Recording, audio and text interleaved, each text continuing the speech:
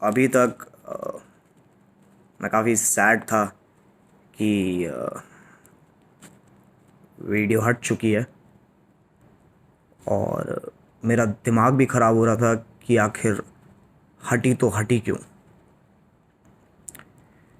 हालांकि मुझे अभी तक पता नहीं चला है कि क्या रीज़न या किस डायलॉग या एग्जैक्ट किस डायलॉग की वजह से ये वीडियो टेक डाउन हुई है।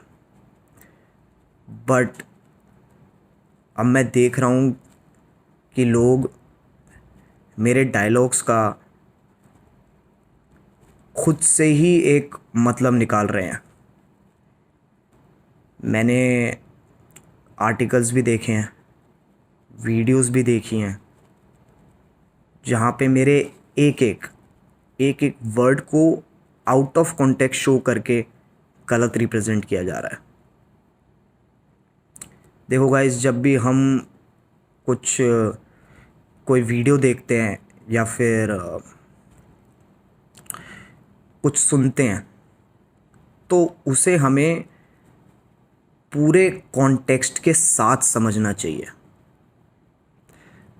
देखो, ये तो एक फैक्ट है कि अगर तुम कोई सेंटेंस, स्टेटमेंट या डायलॉग को आधा पढ़ोगे या फिर उसका सिर्फ एक सिंगल वर्ड पढ़ोगे, तो उसके तो 100 मतलब निकल सकते हैं।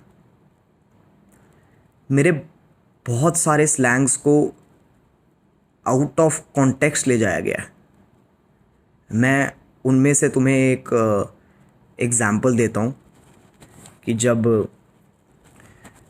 वीडियो में आमिर सिद्दीकी ब्रांड्स वाला पॉइंट कहता है कि टिकटॉक इन्फ्लुएंसर्स के पास यूट्यूबर्स से ज़्यादा ब्रांड्स होते हैं, तो मैंने उसके रिएक्शन में कहा था कि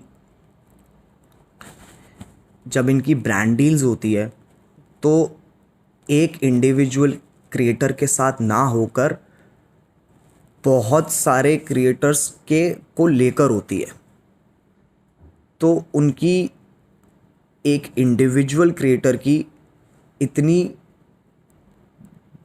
ब्रांड वैल्यू नहीं होती।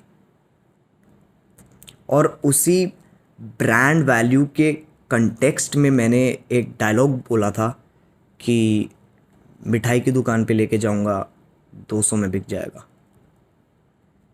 इस डायलॉग का मतलब सिर्फ और सिर्फ ब्रांड वैल्यू से था, जो मैंने 200 रुपये से रिप्रेजेंट की थी। अब मैंने ये भी देखा है कि कुछ लोग मेरे स्लैंग्स को हिंदी टू इंग्लिश ट्रांसलेट करके गलत रिप्रेजेंट कर रहे हैं। देखो गाइस, अगर तुम हिंदी में लिखे ह्यूमर को इंग्लिश में ट्रांसलेट करोगे तो मतलब चेंज हो जाएगा बिल्कुल ही।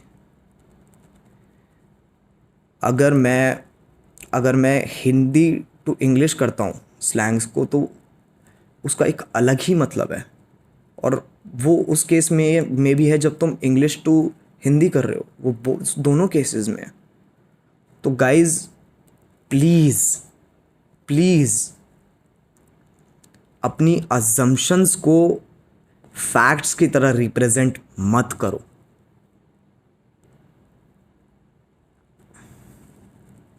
और अभी तो मुझे मुझे खुद नहीं पता है कि ऑफिशियली किस डायलॉग की वजह से वीडियो टेक डाउन हुआ है। तो अपनी तरफ से अजम्पशंस मत लगाओ, और प्लीज़ पूरा कॉन्टेक्स्ट समझो, प्लीज़।